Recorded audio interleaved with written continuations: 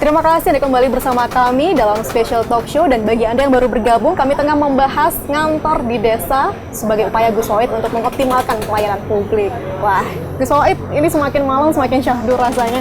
Apalagi, waduh dingin, udara dingin berkabut di sini suasananya. Dan sejuk, dan inilah fresh sekali. Kembali ke desa merefresh semuanya. Dan ini kita tidak bisa temui kadang-kadang di kota. Iya, betul sekali. Begini. Oke, Gus Wahid. Katanya kalau misalkan kita mendengar langsung dari rakyat, itu ibarat kita membuka jendela rumah. Kita bisa tahu angin mana yang membawa kesejukan dan angin mana yang justru membawa badai. Nah, dengan ngantor di desa, Anda mendengar aspirasi dan aduan masyarakat. Apa masalah yang bisa Anda selesaikan di tempat dan ditindaklanjuti? Ya, contoh. Kita punya program prioritas. Semenjak 1 April seluruh warga Jember bisa mengakses pengobatan gratis di seluruh fasilitas kesehatan, baik itu puskesmas maupun rumah sakit di seluruh Indonesia. Namun ternyata ketika kami turun ke bawah, tidak semua warga tahu terhadap program tersebut. Masih ada yang mengeluhkan terkait pembiayaan di puskesmas, di rumah sakit, dan lain sebagainya. Sehingga di dalam kami turun ke bawah ini, kami juga dalam rangka melakukan sosialisasi bahwa mulai 1 April orang berKTP Jember sudah bisa berobat gratis. Kalau seandainya ada kendala, kami meminta kepada masyarakat untuk menyampaikan lewat saluran yang sudah kami siapkan, yaitu adalah Wadul Guse.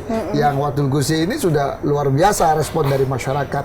Banyak sekali masalah, mulai dari masalah KTP, masalah kartu keluarga yang bisa kami selesaikan, termasuk masalah infrastruktur. Besok kita akan launching pembangunan jembatan di Desa Sidomulyo yang 3 meter kita jadikan 6 meter, karena itu bagian dari jalan atau jembatan yang menghubungkan kepada sektor-sektor ekonomi yang ada di Desa Sidomulyo, khususnya di Kecamatan Silo. Nah, hal-hal seperti itu bisa kita langsung carikan solusi ketika kita betul-betul bisa mengetahui apa yang terjadi di lapangan. Jadi contoh kesehatan, kita langsung panggil dinas kesehatan. Kita didampingi oleh direktur rumah sakit. Contoh lagi masalah KTP, kita langsung panggil kepala dinas terkait. Contoh lagi masalah infrastruktur, kita harus panggil. Bahkan nanti kita ada sesi di mana seluruh kepala desa kami undang bersama camat, dan saya ditemani oleh seluruh kepala UPD yang harus mendengar langsung. Kalau tadi dengan RT RW, dengan masyarakat, nanti dengan kepala desa. Apa yang dibutuhkan Kecamatan Silo, apa yang dibutuhkan desa-desa di Silo, itu yang akan menjadi data langsung dari kami yang langsung diserap oleh UPD. Dan harapan saya, kita datang ke tempat ini, kita bisa menyelesaikan banyak masalah. Bupati ngantor di desa hadir secara fisik pemimpin di tengah masyarakat. Tetapi selain itu pemerintah juga hadir melalui sistem, salah satunya platform yang Anda singgung tadi, Wadul Guse. Sudah sekitar 3-4 bulan berjalan. Seberapa efektif menurut Anda capaiannya? Wadul Guse, alhamdulillah, adalah ikhtiar kami sekali lagi untuk mendekatkan masyarakat dengan pemimpinnya. Bunga Desaku sebetulnya itu Wadul Guse offline lah ya. Kita mendekatkan diri secara fisik. Nah, Wadul Guse mendapatkan banyak apresiasi. Bahkan ada beberapa lembaga survei yang memberikan kepuasan tertinggi kepada saluran Wadul Guse, salah satu program andalan kami ini.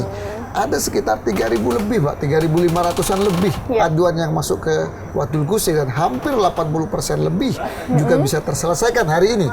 Banyak sekali masalah, mulai masalah yang berat, contoh pembangunan infrastruktur. Kalau untuk membangun infrastruktur, tentu kami perlu waktu, karena di dalam menganggarkan sebuah anggaran itu ada aturan-aturan yang harus kami lalui. Kemudian ada masalah kesehatan, itu yang bisa sangat cepat kami selesaikan. Masalah administrasi kependudukan, KTP, KK, bisa kami selesaikan. Ada lagi ada rumah kena puting beliung, bahkan ada rumah ada rumah yang kena pohon, atau ada pohon yang hampir roboh ke rumah warga. Itu juga bisa disampaikan di Wadul Guse, dan selama ini bisa kita tanggapi dengan cepat. Antusiasmenya cukup tinggi. Hingga sampai akhirnya kemarin ada masalah bahwa platform digital ini sempat kena ban di aplikasi WhatsApp karena tingginya antusiasme. Akhirnya aplikasi mengira itu spam. Ke depan apa ada upaya untuk meningkatkan keamanan itu sendiri? Tentu kami akan terus melakukan perbaikan. Bahkan bukan cuma perbaikan, kami ingin Wadul Guse ini akan kami perluas. Salah satunya Kalau di luar negeri ada 911. Oke. Di Jember kami ingin Wadul Guse yang bisa menangani banyak masalah. Salah satunya adalah nanti ke depan masalah kesehatan. Contoh, ada warga yang butuh ambulan. Bisa disampaikan ke Wadul Guse. Wadul Guse akan telepon ke supir ambulan untuk dikirim ambulan, dan puskesmas atau rumah sakit dihubungi oleh tim Wadul Guse akan disiapkan sebelum pasien masuk ke puskesmas atau rumah sakit. Kami mohon doa untuk bisa seperti itu. Semoga ke depan. tercapai semua Amin, hal amin. yang menjadi kebaikan untuk warga. Amin. Gus, ini apa ada rencana juga Wadul Guse ini menjadi platform yang lebih luas, misal sebagai website dan lain sebagainya, sehingga warga bisa memantau ini aduan mereka sudah sampai tahap mana begitu? Ke depan kami akan melakukan terus perbaikan-perbaikan dan keterbukaan, karena Wadul Guse ini adalah sebuah ikhtiar, sebuah upaya kita untuk ada keterbukaan dalam hal apapun. Baik. Bahkan di dalam Wadul Guse itu semua UPD bisa memantau, semua pihak di lingkungan pemerintah Kabupaten Jember bisa memantau berapa yang diadukan, berapa yang didisposisi, berapa yang terselesaikan, berapa yang tidak terselesaikan, atau bahkan ada yang batal. Contoh kayak orang melaporkan tapi ketika dicek mungkin diragukan keabsahannya. Ya? Okay. Nah, itu tentu pasti ada batal walaupun itu sangat kecil sekali. Maka ke depan kami akan selalu memperbaiki perbaikan di sistem Wadul Guse, dan kami akan melakukan perluasan. Dan saya berharap Wadul Guse ini menjadi satu solusi bagaimana keterbukaan di Kabupaten Jember, dan juga bagaimana pelayanan bisa lebih dekat dan bisa 24 jam loh Pak.